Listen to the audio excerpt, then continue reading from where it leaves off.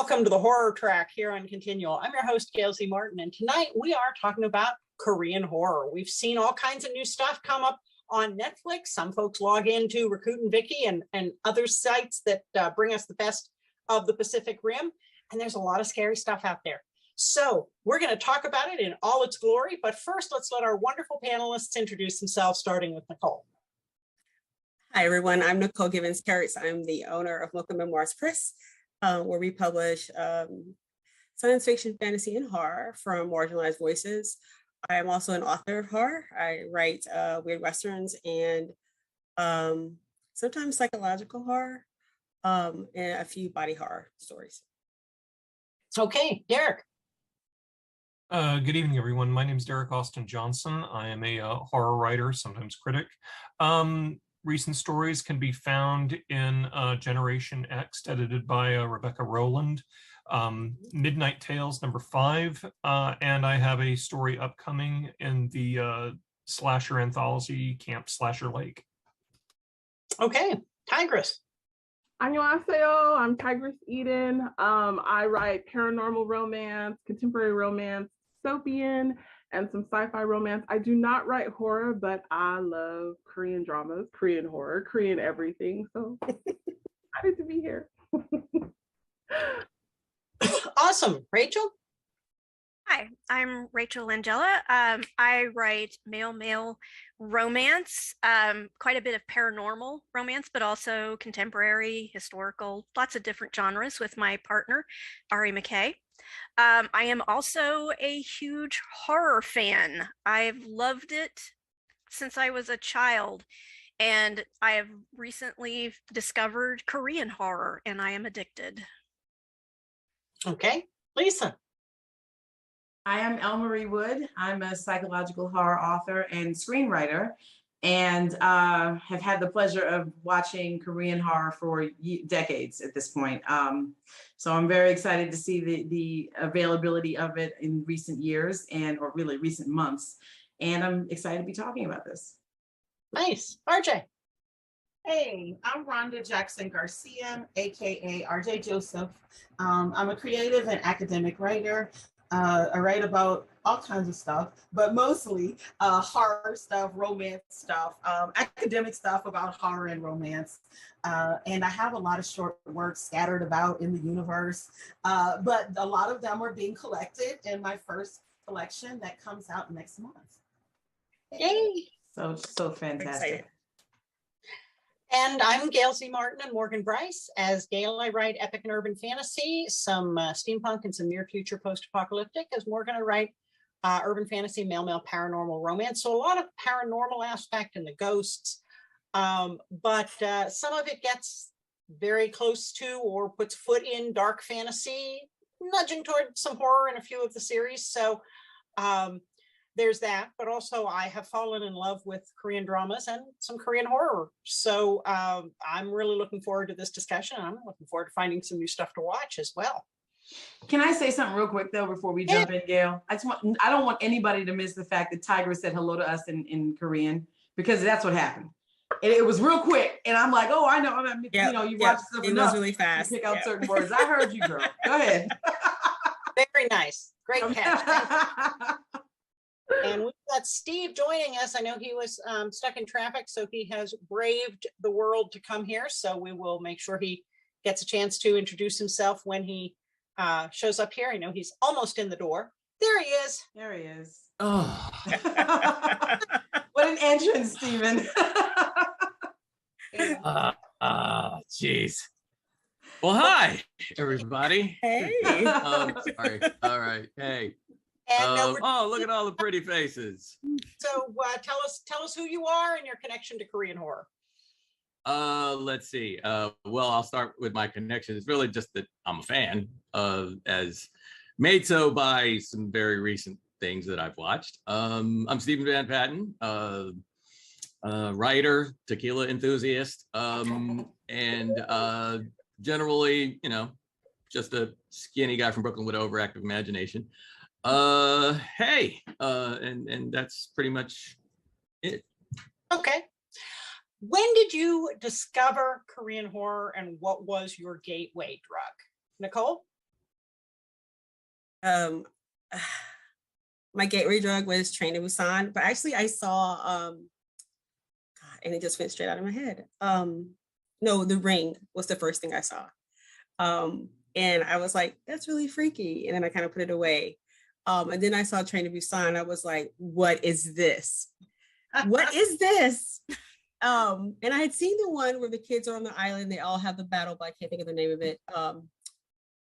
The Hunger Games kept getting referred to it.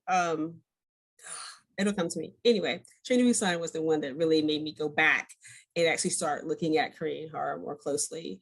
It was just so, so good. Okay, Derek.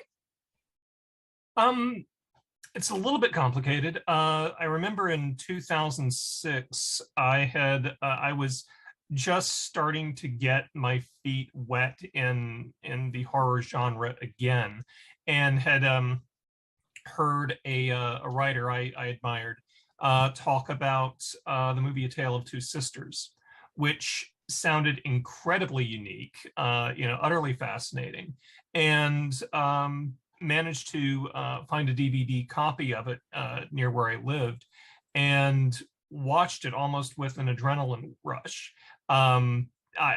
It's funny because the only thing, I wasn't really knowledgeable about Asian horror, with the exception of maybe the J-horror classic Audition, which you watch that and that's like having your hands stuck in the generator.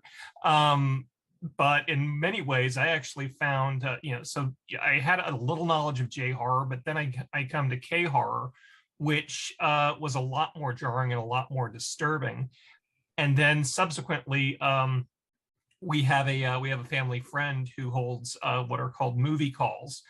So we get together, we watch and often roast movies. And he invited us to watch The Host, which he described as his Harry Potter. So, and that's become a lot of my knowledge and a lot of my diet since then. Okay, Tigris. So same, my introduction was actually earlier than 2006, but it was also A Tale of Two Sisters with Old Boy attached on right after. So I literally had two of them to watch in the same go. And I just remember sitting there, and just FYI, a little bit of history about me. I had a Korean babysitter, so I've always been immersed in this type of environment, but I never really on the horror spectrum. So when I watched A Tale of Two Sisters, I just remember sitting there at the very end and I was like, what did I just watch? And how creepy was that? And then immediately I went straight to Good Old Boy, it's Old Boy, I think is what it's called. But when I went into that and then I saw that right after, that was it for me. I was like, okay, I'm sold. Let's find everything I can that has to do with Korean drama. And yeah, I've been hooked ever since. And yeah, it's my life. Nice. Rachel?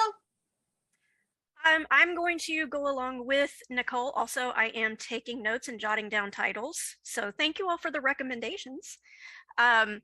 Train to Busan is what got me into Korean horror specifically. Like I said, I have been a horror fan pretty much all my life. But I had heard a lot of really good things in the horror community about Train to Busan, and I decided, okay, I'll give it a try. Loved it. It was so good. And I was like, oh, okay, well, let's just find everything else we can in that genre. And I've just been, kind of plowing through things ever since. Okay, RJ. Well, one night it was my husband's turn to pick the movie, right? And I never know what he's gonna pick. And he says, "Mommy, you gotta see this movie." And he puts on I Saw the Devil. And the whole time I'm sitting there going, where has this movie been my whole life? And I mean, I've been hooked ever since, because when I tell you, it was serious. Like we watch it over and over again just for fun, because we're like that. But that was definitely my gateway, and I mean I've been hooked ever since. Nice. Stephen. Well, it was kind of by accident. I want to say because I mean, I guess everybody knows I also stage manage a few TV shows, but I actually ended up in a conversation with, of all people, Harry Connick Jr. and he recommended Audition. So let that marinate. And so I watched it. I was freaked out. I was like, wow, okay, they're really doing stuff. Because it's very well made.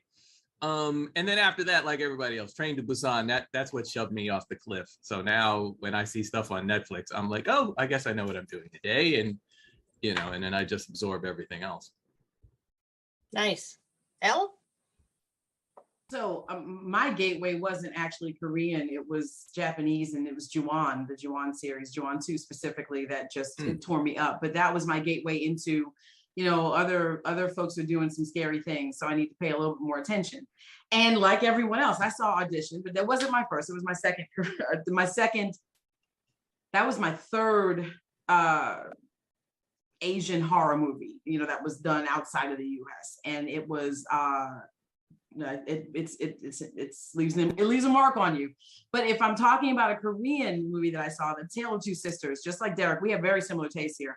That movie is, I saw it again recently, about a year ago, and I'm still same reaction. It's just visceral, and you just can't, you almost can't breathe halfway through.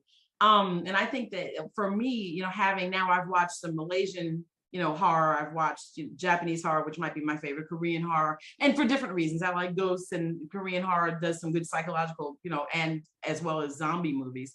But Japanese horror does really well with the ghosts, and I really kind of, dig that. But the texture of these movies that we're going to be talking about tonight is so different from what we get to see with American fare. So, my gateway was not Korean, but I have easily moved into Korean movies, and it has been what's new for me are K-dramas. That was a new thing I didn't think I'd get into, because let's get but with the whole idea of all the different episodes, and then you have these, you're hooked. As long as I can be hooked into something, it's good. But normally I want the movie to be over with. With some of these K-dramas I've been watching, I've been wishing that it could go on for 5-6 seasons. So yeah, lots of really wonderful work to talk about. Well, I don't know where you guys found all these things so early, because I'm a Netflix person, and now after we ran through a lot of stuff on Netflix, my wish for my birthday was I want a subscription to Rakuten Viki, but I just didn't see these things to watch beforehand, so I'm kind of jealous. So I'm the newbie here. My gateway to this was Sweet Home, which is on Netflix. And it was like, oh yeah, okay, this is a zombie movie. Let's see how they do it in Korea. And then it was like, oh, that's how they do it in Korea. Well, holy cow, that's kind of a different take on things. Right. And that was one of the things that really sucked me in, because I do so much research about legends and lore and myths and spooky stuff for my writing. I'm very steeped in Western ghost stories and monsters and things like that. And I'm looking at this going, okay, said it was zombies, but that's not our kind of zombies. Whoa, everything's off the table here. And I love that it had the ability to completely surprise me, and I couldn't predict, well, is it a fast zombie or a slow zombie? Oh, holy heck, they're not any kind of zombie like we've had. And I love that about it. And I've also loved some of the K-dramas that you think it's going to start out and just be a little paranormal. It's going to be kind of nice and fluffy.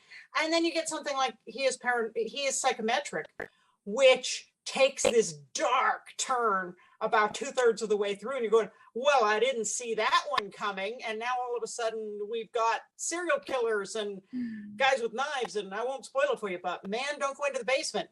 And it's really creepy. And so yeah, I'm in love, but I'm the new one to the table. So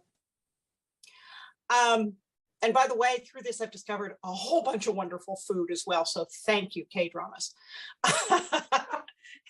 I don't know if that's a good thing or not, because I've packed on some pounds finding all that food. So, I just want to say that. Well, the place that's really good isn't close to us, so it does cut down on frequency, but man, it's good. Anyhow, what appealed to you about the Korean dramas to set them apart from everything else that you've watched in horror, or what do you think they do better or differently that's really worth giving a shout out to? Derek? For me, a lot of it is just the odd juxtaposition of all of the elements, and I think of something like, first of all, one of my favorite writers is Joe Lansdale, who does very different things every time he sets pen to paper.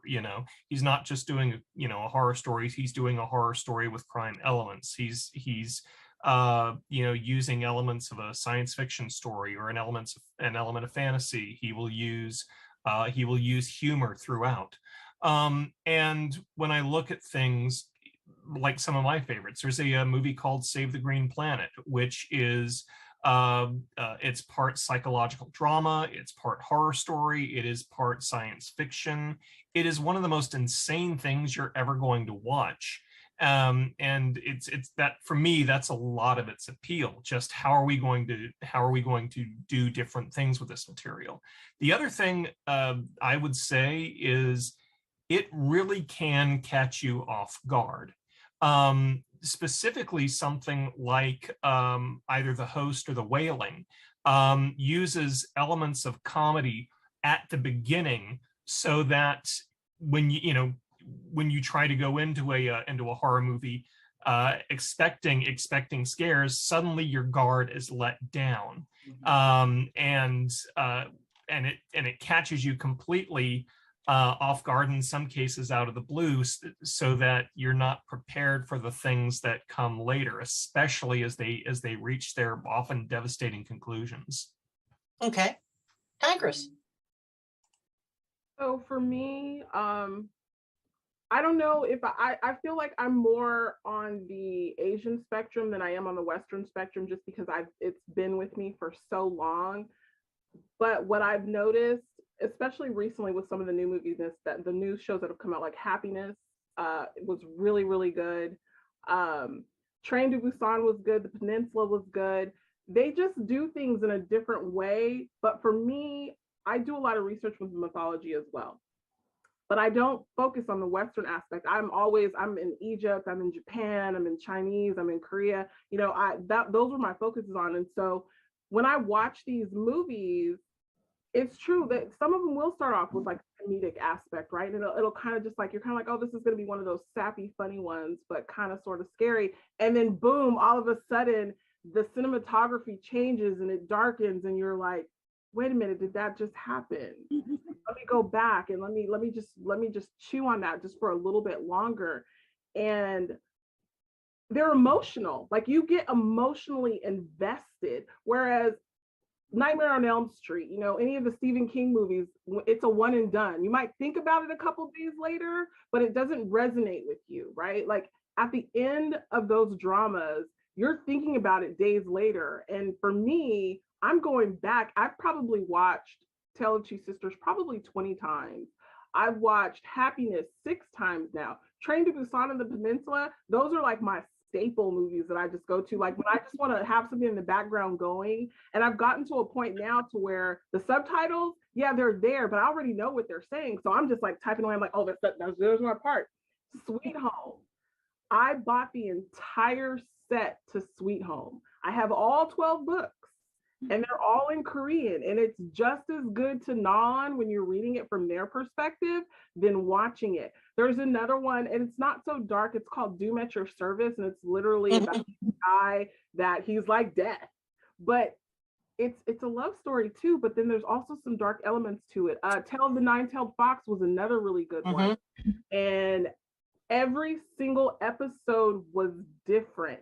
There was a new like mythological piece to it, and it was mind boggling. I can't even, I can go on for days. You guys probably want to save me for last when I answer this question.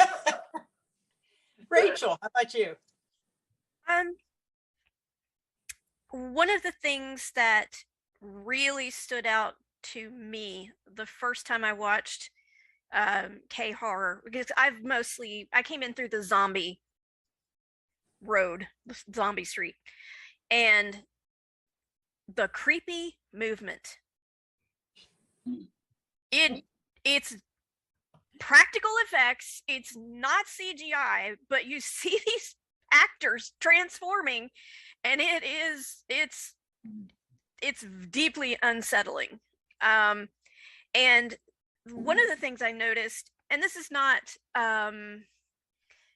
across the board, there are some exceptions, but there is not the same emphasis on getting the camera in your face with blood and guts and people being ripped apart. Like, there is blood, certainly, but there's not these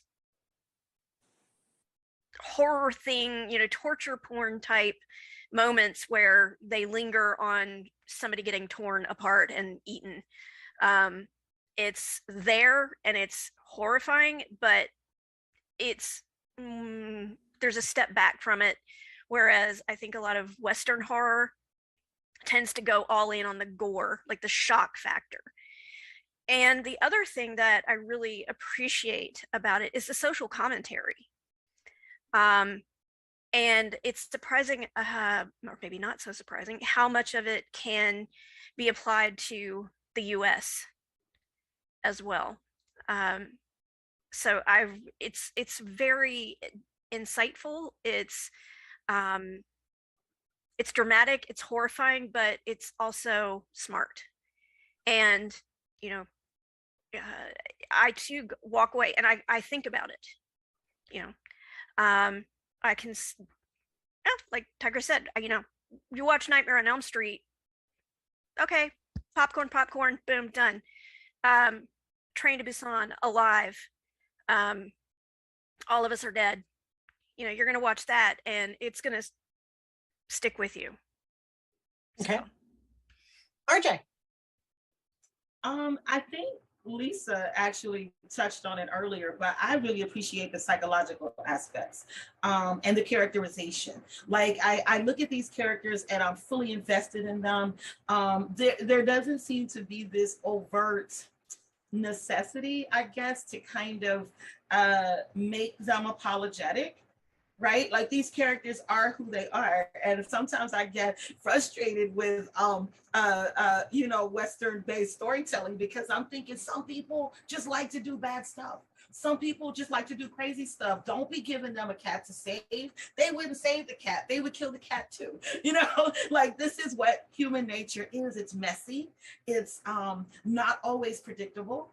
It's not always pretty. And so I can appreciate that, a lot of this K horror just kind of gives it to you straight with no chaser. Like, hey, look, I just want to torture this dude because, yeah, he did something bad, but I want to torture him because there's something broken in me too. And so I love that. I love being able to get to know those people. And Train to Busan really reminded me a lot of, okay, I'm an old, and so I did read Brian Keene's, first works when they were first run. And so I loved being introduced to the zombie genre in the way that he kind of laid tracks for it in the literary field, right? But I was always so upset about how everybody died at the end. Like, I came from a different background and I'm like, there should be some hope. I have no hope and this is terrible. But I'm really glad that I had Keene as my introduction to zombie. So by the time I got to Train to Busan, I was like, oh, well, okay, everybody dies, even the loving dad, sure, right? That's what happens in zombie stuff, So I think that I can really appreciate that honesty. Because we don't always get honest human feelings in horror stories. A lot of times it's like kind of kind of sugar coated. It's kind of let's give them some redeeming qualities. And I'm like, man, no, I'm old enough to know everybody don't need to be redeemed. Nope, let them go, let them all die. That's it. Stephen. Well, getting back to the thing about unpredictability.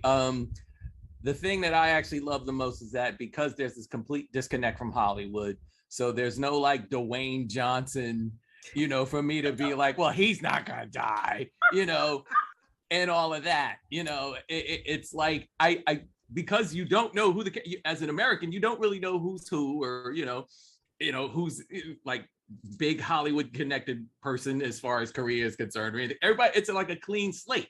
So you're watching it and you have no idea who's about to get 86. You have no idea whatsoever.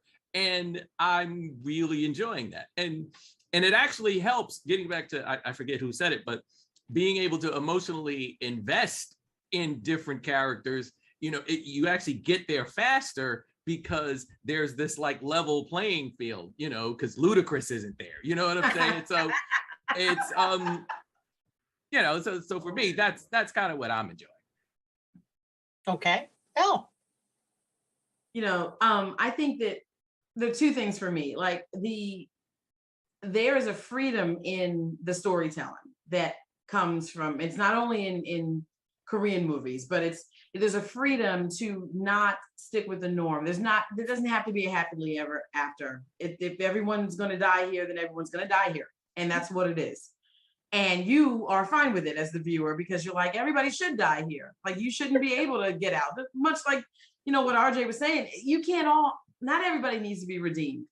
But there's the freedom to do that, where I don't see that same freedom here in, you know, American fare.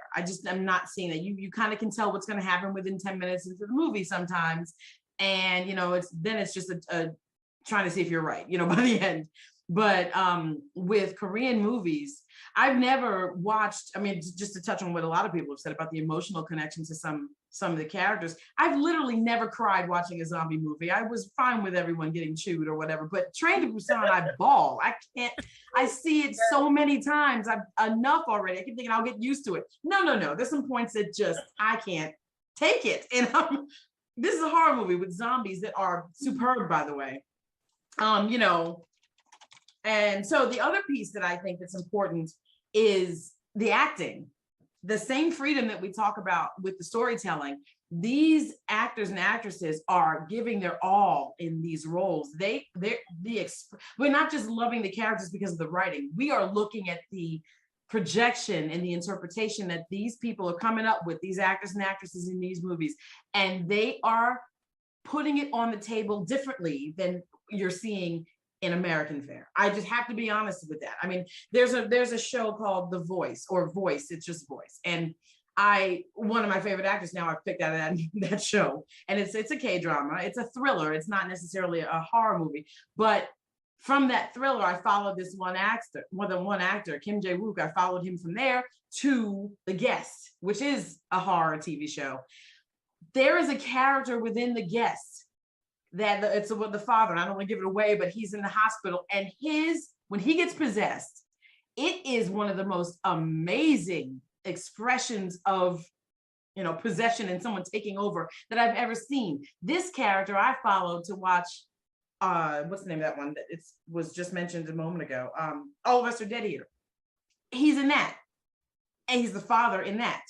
And even then, there were some things that he did in that you know, series that are just amazing. And it's not just that actor. You could pick anyone from any one of these shows and pick an actor and follow them into their next piece, and it's amazing. I did the same thing with Along with the Gods, which is a sci-fi sort of, you know, show. Fantastic, gosh, right? Followed one of those actors into The Kingdom, and I'm just like, you know, you just can't get out, because you find, you know, maybe it's because I don't know their names. Maybe it could be, I don't know. I don't think that's it. Because if I like an actor who's, you know, an American actor, I'll follow them as well. But that doesn't happen as much as when I'm watching a K-drama, because I'm seeing craft. I'm seeing true understanding of what the role is, what the motivations are of that role. And then I'm seeing them take their spin and throw it on there better than I'm seeing it done, to be honest. You know, I've made the mistake sometimes of putting on, because I don't understand Korean as well as I think I do, right?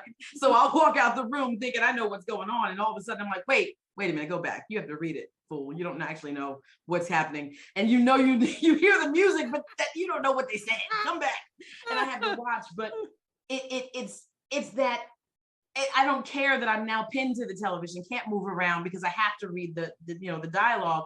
There have been some words I can now pick out because a certain actor says certain things all the time in every movie. I'm like, he's ad-libbing. I know this now, right? And it's good because I'm interested in the roles this person's playing.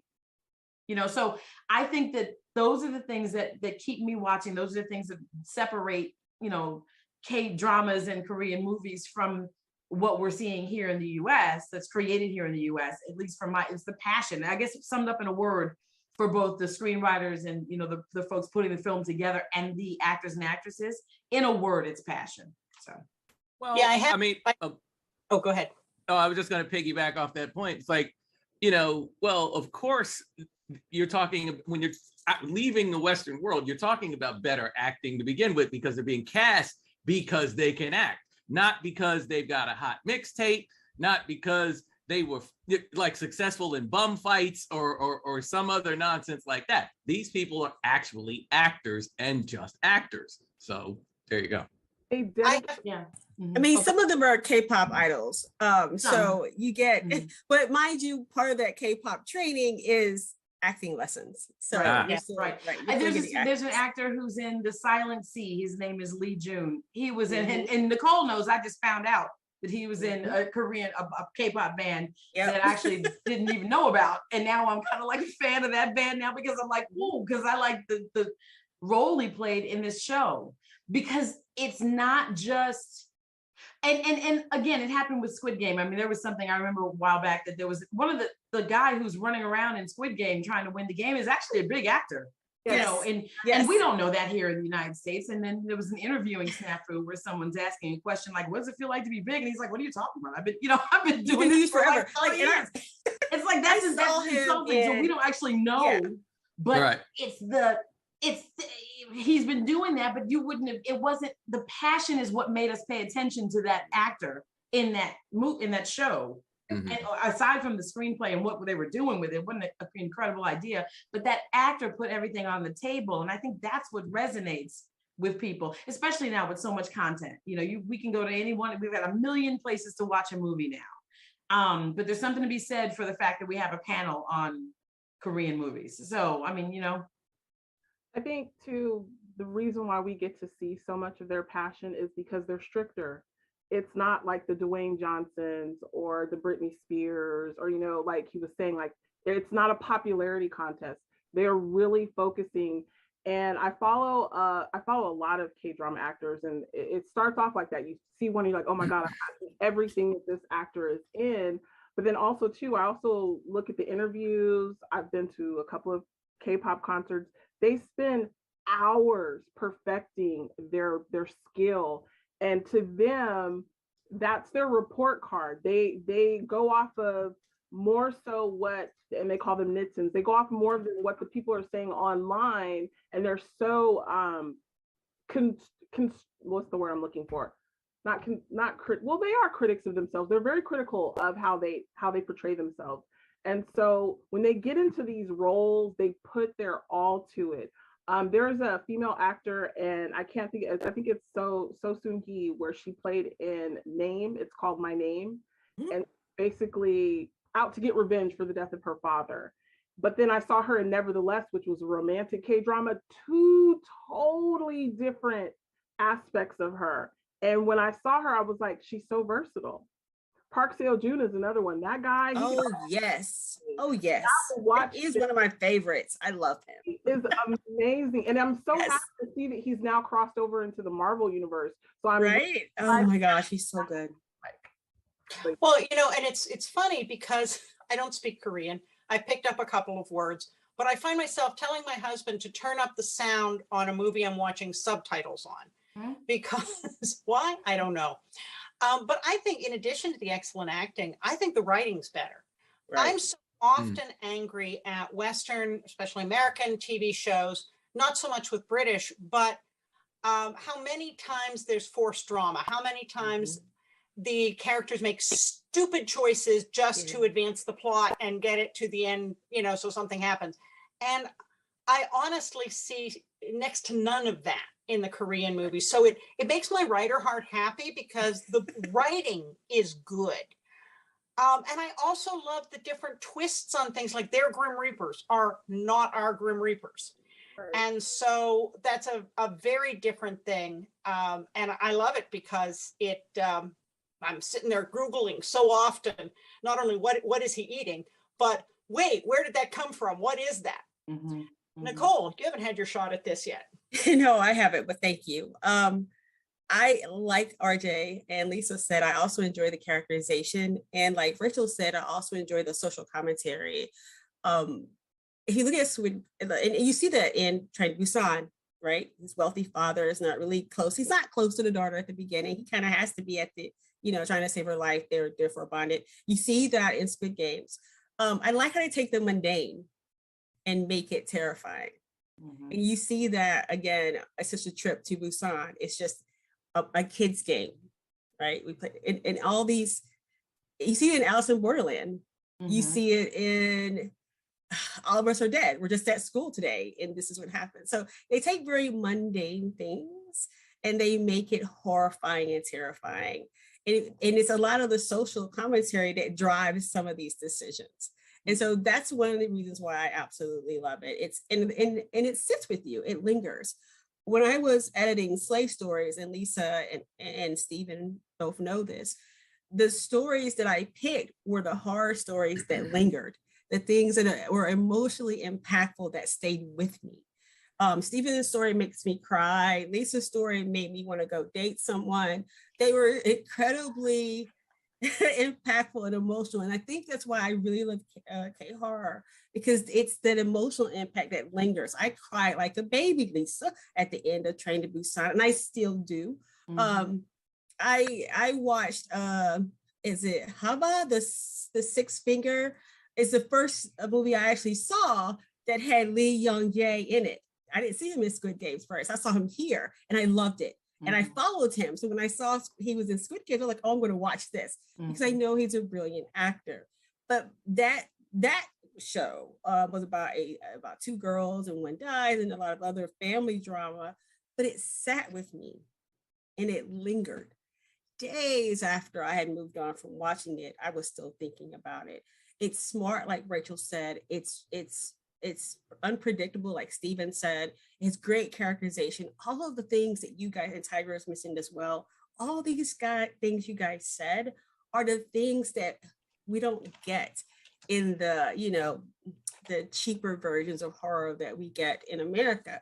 We get here quick, fast, ramen level, basic ramen level horror instead of getting gourmet ramen. And so we're just not getting that quality that you see. And I don't know why that is. If you get Parasite won the Oscar. Again, about social commentary, not a lot of blood and guts and gore. It's a lot of characterization and a lot of commentary on the haves and the have-nots in Korea. It's smart. And those are the things that make all of those. You think of Hellbound, unpredictable. Yeah. And anyone watch the Hellbound series? Because halfway through, I was like, wait a minute, did we just pivot? One of unpredictable. I bought the script and I have the graphic novel. I was not playing around with that one. What? You know what? Can I add something in here about that unpredictable or the mundane? Alive. Did you see Alive? It's like a 2020. It's the zombie apocalypse, but this kid didn't feel like going out with his parents, and he was just like, no, yeah, all right. And I behaved like that. I know people who behave like that, and it was a normal reaction. Yes. And all of a sudden, nobody's coming home. Everybody outside's a zombie and just stuck in that house. And you're stuck in an apartment. This Right, little bitty exactly. apartment, this box. And you, oh my gosh, talking to someone across the, from buildings. Across the building. It's an amazing. Oh, this happened in a day. Like I woke up and this happened, and then the zombies came. It's what, but that's how life is. And I think that that's the beauty of the movies. They're not afraid of just not having to have an explosion, not having to have some, some special effects, some crazy whatever, the Rock type walking off a tight wire, with his arm cut off. What movie was that? I can't even remember it. I'm just like, what's going on here? His balance should be off. He's gonna whatever. And that doesn't happen in this. You have people going, is it just us left or what? And that's real life. And I thought that was amazing. And that's it's to punctuate what everyone said, because I agree with all of it. It's all of those things and more. Yes. So this is probably going to be our last in-depth question, because everybody is just so into this. It's wonderful. And we're coming up on time before we do our final roundup to tell people where to find you. But horror so often taps into the weight of history. And when we watch Western horror, when we watch American horror, we know that history. So we know what's coming if this is a antebellum house in the Deep South. We know the sins that are going to show up there. If it's a robber baron mansion in Nantucket, we know what's coming to an extent. We know who was there. If it's a small town in Maine, Stephen King has taught us a lot about those people in small towns you got to watch out for. But what I found in the Korean horror is you have a whole different horrific history to deal with. You have the Japanese invasion. You have the Korean War, which most people in America have pretty much forgotten about. You have, there's a whole concept for it, Han, which is the idea of grudges. And in so many of these stories, either somebody has to let go of their grudge to level up in the afterlife or move on to the afterlife, or the grudge is what drives them. It's a whole different depth of grudge. That's why it has its own word and concept in Korean. And this is something new when we watch it. We can't just dig into our mental filing cabinet and say, oh yeah, I get that reference. And it doesn't mean necessarily the same thing to us as outsiders to the culture as it does to somebody steeped in that culture that it may have a visceral awareness. The other thing you see in a lot of these is large building collapses. Well, there was a very famous department store, collapsed, killed everybody, shoddy workmanship. So how do you approach that? How do you internalize that? How do you connect with that history to understand horror on a different level than just, oh, this is scary? Tigris? Well, first and foremost, I'm very superstitious. There are a lot of horror movies that I don't consider horror movies. I actually consider them gateway movies that I'll just stay away from. I'll just leave it at that. I don't like to invite the uninvited into my home. But with that being said, with the Korean drama, you kind of run through that anyway. So for me, being as superstitious as I was for as long as I have been and I still am, I literally have to mentally prepare myself. And because I've been around it for so long, I kind of already, not that I have an insight, but I kind of have a knowing going into, like how you talked about the building collapse. And I did some research. There was a couple of building collapses in the early 80s back then that were horrifying. I looked up why they talk about, like, you know how we have the thing where you toss the salt over your shoulder? Well, they don't toss it over their shoulder. They toss it at you to like get you away. I looked at all those different things, and for me, I was shocked. I was a little bit scared at first, but then I have my husband who's my pillow at night. So my thing is, I won't watch these dramas at night. I'll be, I know it sounds weird because I'm very superstitious. And if I undid the blur in the back, you could see like all my stuff I got going on back here. But I watch it in the daytime. And then immediately after watching the Korean drama, I'm watching a Korean romance, or I'm watching a Korean comedy. I'm watching something that's going to take my conspiracy psychotic brain down a notch and bring me back to happiness. But it still resonates with me. And I've gotten so where I've even had some nightmares where I'm like, oh, who has a grudge against me? What did I do wrong? Why is this happening? And my husband's like, calm down, Tigris, you're taking it overboard. You're like going to the next level. And I was like, I'm sorry, that's just how I am. But that's how those movies are. They resonate, but they're also very fascinating. The Joseon period, one of the things historically there with the shamans and the rituals and the bringing down of the rain and the possession, it's so visceral on a level to where how can it not be believed? Because they're 9 times out of 10, they're not using CGI. So these facial expressions, the makeup, the raw emotion that just comes through, it's believable. It's so believable to me. Like, I'm like, that really did happen. I don't care what anybody said. That's a real possession. That really happened to somebody. They're writing about it because they know firsthand. And I'm not going anywhere near that. I'll just stay away. Well, and you learn, don't throw salt at ghosts, throw dried kidney beans. Exactly. You gotta throw the kidney beans. Or what's the other thing? there was another thing that the little, I don't know what it's called. You know, the little shaky thing where like the bells are going and Yeah. they're chanting and they're like trying to get, it's like, and the trees with the ribbon. WTF on that. If I see one of those, I'm going the other direction. I'm not going nowhere near that. No. How about you, Rachel? So as a white Westerner, I know I'm missing a lot. I have started to kind of scratch the surface of doing research so that I can come at it from a deeper understanding than just, ooh, that's scary. But for now, until I do, broaden my cultural horizons and learn more, for me, it is about the visceral human fear, but also, and we keep coming back to that, the relatability of the characters. These people are human. We mentioned alive. Well, here's a kid, he's not special, and he's thrown into the middle of the apocalypse, and I can imagine myself acting very much like he did. So the characters are relatable on that human level, and so that's what I connect with and hold on to, because I don't have the cultural awareness yet, and it will take me a long time to get there. Okay, RJ.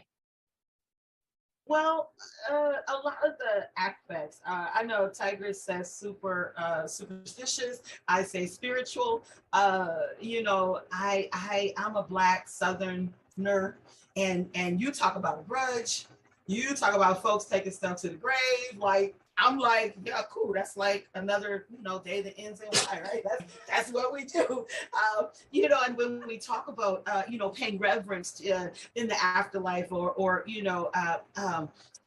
paying homage to the ancestors, like this is something that we do in our house. Like, we have walls that we call our beloveds. I mean, they're our beloveds. There are ancestors that are deceased. So the whole idea of the spirituality, or the spirits, and the way that you pay homage, or the way even that you think about the community. I was raised to help the community, right? Like, you don't worry about just you, because just you making it's not that serious. It's not that important. But if you take other people with you, that's a really huge thing. And so I think that my own culture is very similar, to what I see in a lot of the, not just the K-horror movies, but in horror from other places. And so it kind of makes me really happy that, I kind of have this mixed up kind of household. I mean, my husband is Afro-Latino. And so we kind of got this whole jumbled up thing going that's very similar. And like Rachel says, though, this connects on a human level, though. I mean, like, who doesn't love their children, right? Theoretically, right? Who doesn't want to rescue as many of their compadres as they can? Who doesn't want to avenge, their wife's life from a serial killer? Who doesn't want to do? I don't know, maybe not everybody. I probably would, but and so that's where the connections are. Very, very similar.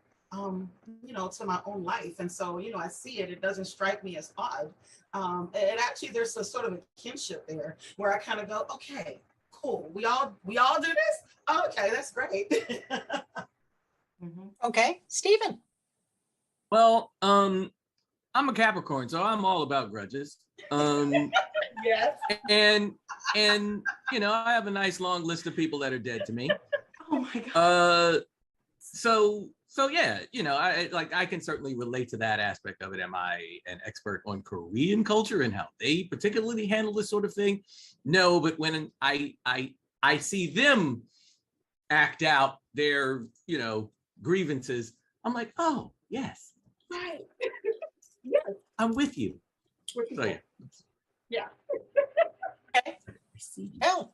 Y'all. Yeah, I think that that's the point. I think that it's the human connection, right? I think that there are some shows, and I've been struggling with the name. I cannot come up with it, but there's some TV, and it's more than one, several Korean drama shows where someone gets slapped at work, like the boss doesn't like what's going on, they slap, and I'm like, I mean, it's happening a lot. So this really goes on. Like for real, my boss could come up and slap me right in my mouth.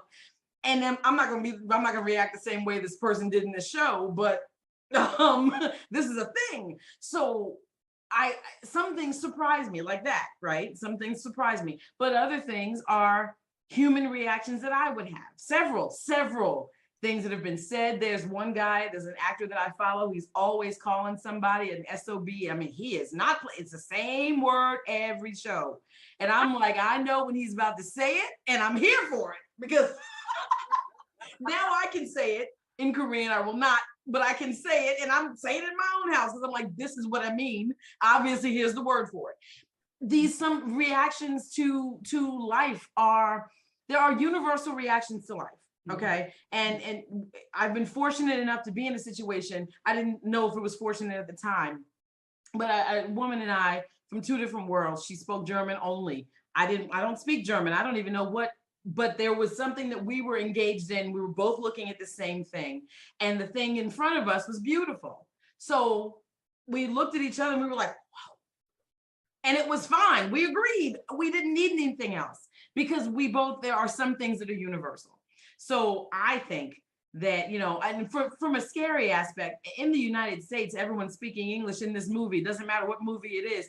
That I still may not understand what's happening if it's a movie that's based in the South. I'm from the North. I mean, I'm from New York originally. I don't know what's going on. I don't know all this. Somebody's mentioned something to me that I can't name it. Gullah? Is that right? I don't know what that is, right? I mean, I've heard it, and I'm from the US. I don't know what that is. So it doesn't have to be a movie that has this in a language that I don't understand for me to be confused about what's happening here. But an emotional response, if the Gullah folks are going to have a response, like someone took my thing, I'm getting my thing back, then I can understand that and relate. So just because it's a different language or it's a different culture that I don't necessarily know all the details about, that doesn't stop me from engaging on the very human level. Because like I said, a lot of us have very similar actions. If I knew I could slap someone and not get in trouble, I mean, like all my years of working, I never knew this was a thing. It's a thing in some places. So no, I enjoy watching it happen. Not that I want to see people get hurt, but I'm like, man, I mean, like, do it again. Because you can do that. I feel it, but I don't do it. So it's interesting to me to see something different and relate to it in a way that I'm going to relate. Now, I could see myself having a conversation with the writer going, I mean, that was kind of exciting that we had somebody, didn't do their job right. And they had to stay till 10 p.m. alone in the building. Sure. So yeah, it's human. It's just a human connection for me. So that's how it works. I'm enough of a research nerd that when I see that there's something that obviously means more than the superficial meaning, I'm like, oh, I got to Google that. I got to drill that down because this is something cultural that means more than it appears to mean. And I want to know why it's visceral. So that's my research nerd coming out. Nicole? Yeah, so I like the human part of it too. I think a lot of people have already said that. So a lot of things I'm sure I'm missing. But for me, it's the emotional impact, it's the character development for me. So those are the things but if it's something big, Gail, like you said, I'm like, oh wait, that's important. I might write it down to go check on it later, but it's not my front and center reaction. I'm going to finish this movie. I'm going to finish this series out. But those are the things that, I mean, when I'm listening to K-pop, it's the same thing. I'm like, oh, that's something important. What does that mean? And I'll go try to figure that out. But I am nowhere near, like Rachel was saying, I'm nowhere near a level where I can know, like Lisa does, who's been in the trenches a little bit longer than I have with Korean dramas and K-pop and K-horror. But I love the fact that culturally speaking, there's overlap, right? That even though it's in Korea, this very human response is the same thing that I would do. Like my mother is apostolic and she speaks in tongues, okay? So there's a lot of, my mom thinks people do things to her because they're possessed by demons. And so that's my everyday life. So when I'm watching horror, K-horror, and I'm like, and there's a mother who's very either spiritual or very superstitious, Tigris. I'm like, oh yeah, I can identify. Very much so. So I love seeing that overlap though, and it just reminds me and roots us all in our common humanity. And that's one of the things I think horror does well, but in Korean horror does specifically well. Okay, Derek. Yeah, I mean, I'm just going to sound like an echo for the most part of everybody else here. I mean, like Rachel, my knowledge, unfortunately, of Korean history, it's somewhat broad, but I don't know a lot of the details. Like RJ, I am, even though I was born in the North, my roots are in the South. And so in a lot of ways, I tend to look at Korean horror specifically almost as a Southern Gothic. It is very much a case of the, of Faulkner's dictum of, and I'm going to put on my English major hat. Sorry, everybody. But, the past isn't dead. It's not even past, which is why, you see things like, again, I'll bring up The Wailing, where and yes, spoiler everybody, sorry, but a lot of the goings on are coincide with a Japanese man visiting this village, which has deep roots in the in the Japanese and Korean relations during the Second World War. You look at things like A Tale of Two Sisters, that has a good deal to, that harkens back, or at least history is very important in there as well. Even something like The Host, which, has a lot of its roots in just trying to, in the modernization of Korea, has a good deal of meat on those pieces. Sometimes I'm just, I don't want to say I'm ever a passive consumer of this material, because I'm always engaged. Even when I don't understand what's happening, I have that visceral, almost gut reaction to what I'm seeing on screen. So from that standpoint, I'm repeating everybody here. It's just these human things that you're able to latch onto, and even if you miss 95 to 97% of the context. Well, folks, I think we could talk all night, and this has been fantastic. And so we'll have to come back and do more of it again. But for now, we've blown through our time. So I'd like to go around, kind of a lightning round here. Everybody say real quick where people can find you online. And if you happen to have a new recent or upcoming book, tell us that. And let's start with Elle. Oh, you can find me at elmariewood.com or on Twitter at elmariewood1 and Facebook at facebook.com, elmariewood. I have my first mystery coming out soon. It's coming out in August, mid-August. Yeah, I'm excited because it's like, wow, I didn't know I could write that, but that's pretty cool. It's called Mars, the Bandman, and Sarah Sue. And this is like the year of firsts for me because my first dark romance novel just came out. So I'm like, come on, because that's another thing. I write psychological horror, folks. So these are two new places for me. But yeah, if you're interested in finding out more, just go to elmariewood.com and there's a page for each of those books. You can check it out. Nice. Stephen. Let's see. On Facebook, you'll get the government name. That's Stephen Van Patten. Instagram, Twitter, it's at SVP Thinks. I thought it was clever at the time. And my website is www.laughingblackvampire.com. One of my short stories is in the very recent release of Even in the Grave. And as everybody else knows, I've got all other kinds of stuff floating around: vampire novels, serial killer novels, anthologies with Mark Abbott and Kirk Johnson, and the Beef, Wine, and Shenanigans podcast. And yeah, that pretty much sums it up. Okay, Tigris. Tigris Eden. You can find me at tigriseden.com, Instagram, Facebook, TikTok. I even have a Discord community that does cater to K-drama, K-pop, and all things Korean. So you can find me there as well, chatting it up with my members. I do have a book that just actually came out in February called New Beginnings. It's a contemporary, and what do you know? It's based in South Korea and Louisiana. So yeah, that's me. Okay, Rachel. Okay, so you can find me at www.remckay.com. The Rachel Langella books are found there, as well as the R.E. McKay books. We had a new book come out under the R.E. McKay brand last month. It's called Fortress, A Prince Among Men, and it's an adventure thriller. And we are currently working on the next installment of the Asheville Arcana universe. Very nice. RJ. Well, I like to tell people that I haunt Twitter from behind at R Jackson Joseph. But I do have a website that's really being built, like for real, y'all. And it is at www. Yeah, see, y'all laughing because y'all like, man, she's been building this thing for like years. Okay, anyway, it's really happening now. www.rhondajacksonjoseph.com. And my collection is up for pre-orders now on Amazon. The title is Hell Hath No Sorrow, Like a Woman Haunted. And so I'm really excited about it. The publisher did a really good job on the illustrations, cover, and so I'm just massively excited about this whole thing. Awesome.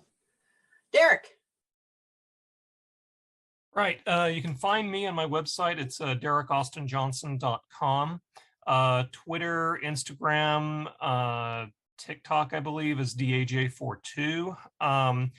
And let's see, I'm in several, the books out right now, books and magazines out right now, like I said, Generation X, edited by Rebecca Rowland, the Horror Zines Book of Werewolf Stories, edited by Jeannie Rector, Midnight Tales #5, which I'll have to double check the publisher on that, but you can find all of that information on my website as well. Okay. And Nicole. Okay, you can find me at NicoleGivensKurtz.net, or you can also find me at MochaMemoirsPress.com. All right. And I'm pretty show us up and go really short. What was that, Nicole? I mean, they can find like all my Instagram, Twitter, and all that stuff from those websites, so I don't need to go through that. And I'm pretty easy to find at gailzmartin.com and morganbryce.com. If you spell them right, you can find all of my social media, some variation of those names. The most recent books are Three Time Travelers Walk Into a ? And it's an anthology of exactly what it sounds like. That just came out from Fantastic Books. The new novel, again, Fox Hollow Zodiac Book 2 came out yesterday from, and that is the second in my Shifter series in Fox Hollow under my Morgan Bryce name. And then we've got the House of Cards, which is the 8th Spell, Salt, and Steel book coming out from Falstaff Press. So lots going on. Well, thank you all for such a wonderful panel. We are definitely there's more to discuss. So thank you so much for being here. And thanks to all of you for watching and listening. There will be more horror here on ConTinual, so we'll see you online.